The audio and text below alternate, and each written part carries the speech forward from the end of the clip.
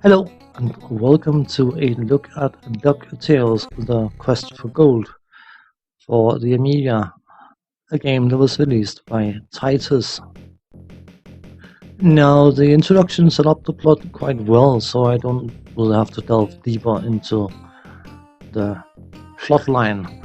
But the way you go about winning the competition that has been set up is by visiting various different exotic locations, as you can see on the world map when you access the control center. And then you travel to whatever location it is and complete a minigame associated with that location. Ready to hit the skies, Mr. McD.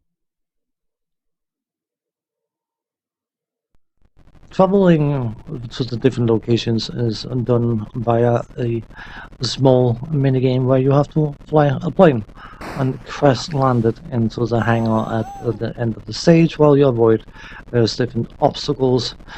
Some of them are bizarre and some of them very bizarre, but it adds to the sense of being in a DuckTales game thing. The first minigame I'm going to showcase at least is the cave exploring. You have a map of the cave and your aim is to reach the gold dot on the minimap. You are the pinkish dot and the blue dot is a mummy running around trying to scare the living daylights out of you. And then you have to try to get away from the mummy and get closer to the yellow dot, and if you manage to reach it, you will get the treasure from the cave. The green markers on the map are indicators of slime, and when you get to a green square, it is usually an indication that there is a pit somewhere. So any associated square could be a pit, which is not particularly enjoyable. It can feel very, very random whether you actually blunder into a pit, and I definitely find that this is the weakest of the minigames because of the randomness factor and because of the time it takes to get through the minigame.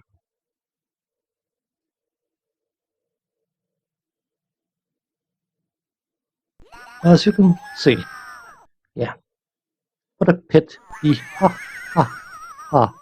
No, no, it's okay. I'll do better next time, I promise.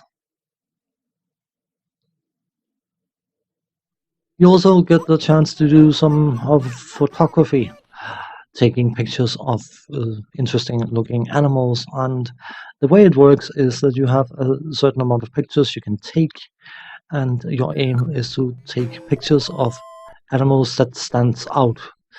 The way they stand out is very, very obvious. There's something distinctively different between the valuable pictures and the not so valuable pictures. And then once you have done the photo shooting thing, you will get an evaluation of the quality of the pictures, and you can take 12 pictures of the same animal. That's perfectly fine. You get the same value for doing so, which is a bit interesting. But the total will be tallied together, and then you will be given whatever money you earned from your pictures.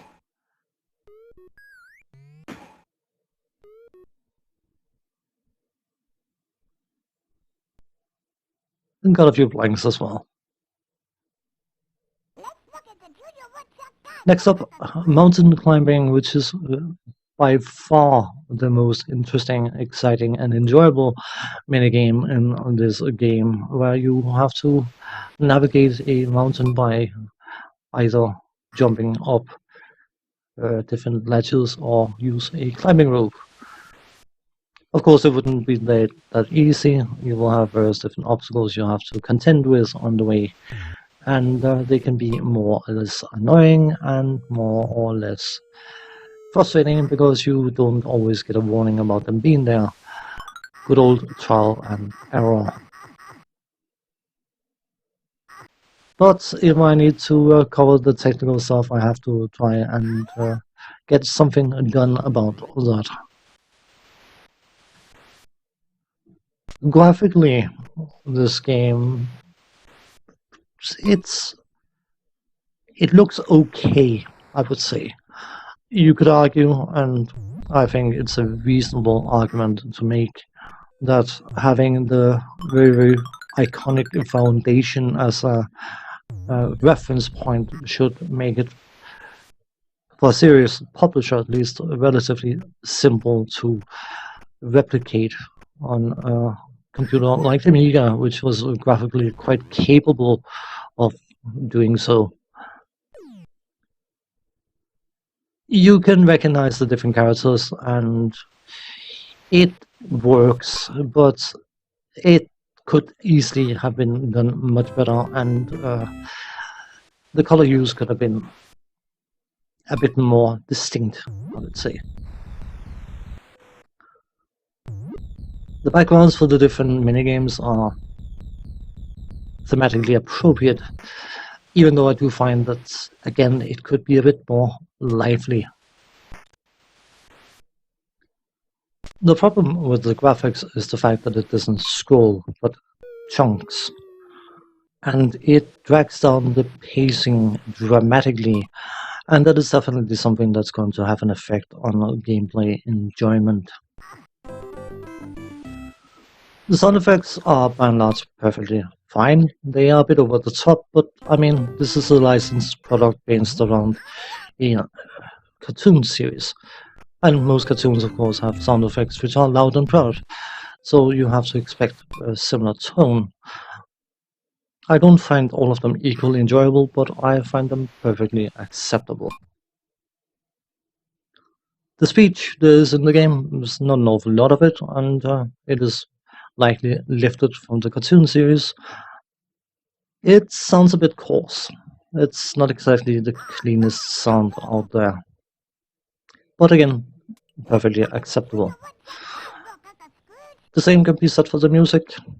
I left out the title music because, yeah, YouTube and sensitivities and all that kind of stuff.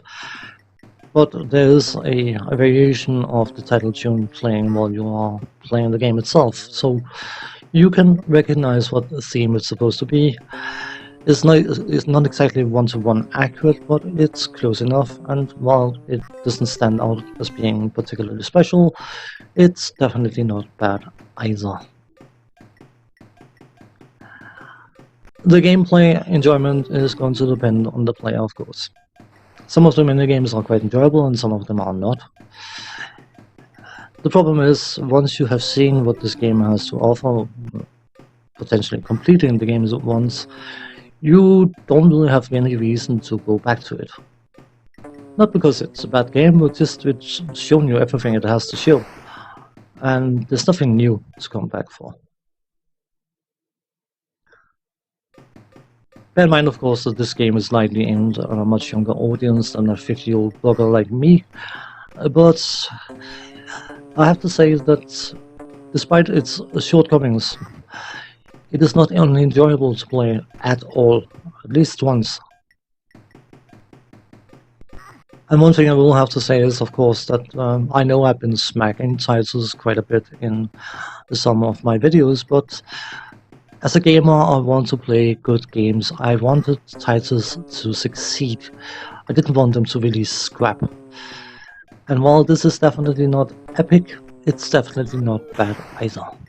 On that note, thanks for watching. Take care. See you next time. Bye bye for now.